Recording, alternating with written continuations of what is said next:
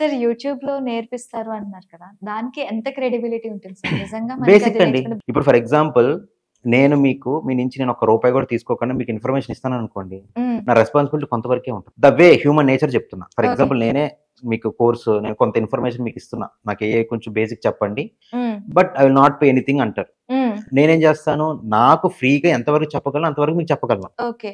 In డెప్త్‌గా చెప్పాలంటే I need to do research and I need to pay something and I need to provide you the knowledge. Yes. Why? Because everything is not free in the market or not free in the world. Basic knowledge వరకు మీరు తీసుకోవచ్చు. That's the reason government ఏం చేసింది, ఈ ఇన్ఫర్మేషన్‌ని ఎక్కడ పడితే అక్కడ వాళ్ళు నేర్చుకున్నా, ఇన్ అండ్ ఔట్ నేర్చుకున్నా, ప్రాపర్‌గా నేర్చుకుంటారా లేదా అని చెప్పి ఫ్యూచర్ కాబట్టి దాని మీద వర్క్ ఫోర్స్ మనం క్రియేట్ చేయాలి. దానిలో ఎకోసిస్టమ్ క్రియేట్ చేయాలి కాబట్టి ఈ బేసిక్ ఇన్ఫర్మేషన్ అనేది వాళ్ళు తీసుకుంటున్నారు. ఓకే. బట్ నేనేంటంటే ఎవరన్నా కొంత టైం ఉన్నప్పుడు ఏదైనా యాక్సెస్ చేయాలన్నా కూడా అట్లా యాక్సెస్ చేయొచ్చు.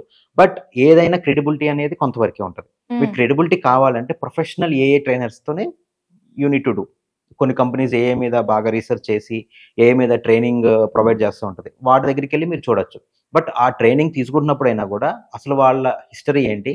హ్మ్. మీకు ట్రైన్ చేసే ట్రైనర్ ఎవరు? హ్మ్. అతని యొక్క ప్రొఫెషనల్ కెరీర్ ఏంటి? ఓకే. అసలు మీద దానికి ఎంతవరకు కమాండ్ ఉంది? ఇవన్నీ ఓకే. ప్రాపర్‌గా చెక్ చేసుకొని వెళ్ళండి. వై? బికాస్ కొన్ని ట్రైనింగ్ ఇన్‌స్టిట్యూట్స్ ఏం చేస్తాయంటే ఫర్ ఆల్ ఏఎంఎల్ నేర్చుకుంటా అంటది. వాళ్ళు కూడా ఏంటంటే నార్మల్‌గా ఉన్న మెటీరియల్‌ని మీ దగ్గర పెట్టి అది హాఫ్ డివైడ్ చేసేసి షెడ్యూల్ లాగా పెట్టేసి మీకు చెప్పేస్తారు. అది మీకు యూజ్ అవ్వదు. ఓకే. ఏఎంఎల్ ఎట్లుండాలంటే ప్రాక్టికల్ అప్రోచ్ ఉండాలి ఎప్పుడైనా. Technical okay. అప్రోచ్ ఉండాలి. ఓకే. ప్రాక్టికల్ అప్రోచ్ ఉండాలి. అప్పుడే మీరు ప్రాపర్‌గా దాన్ని మనం ప్రాక్టికల్‌గా మనం ఎక్కడన్నా యూజ్ చేయాలన్నా, ప్రాక్టికల్‌గా ఎక్కడన్నా మనం దాన్ని వాడాలన్నా కూడా మీకు మీకు యూజ్ ఉండాలి అంటే ప్రాక్టికల్ అప్రోచ్ ఉన్న దగ్గరే దాన్ని యొక్క ఇన్ఫర్మేషన్ తీసుకోవాలి.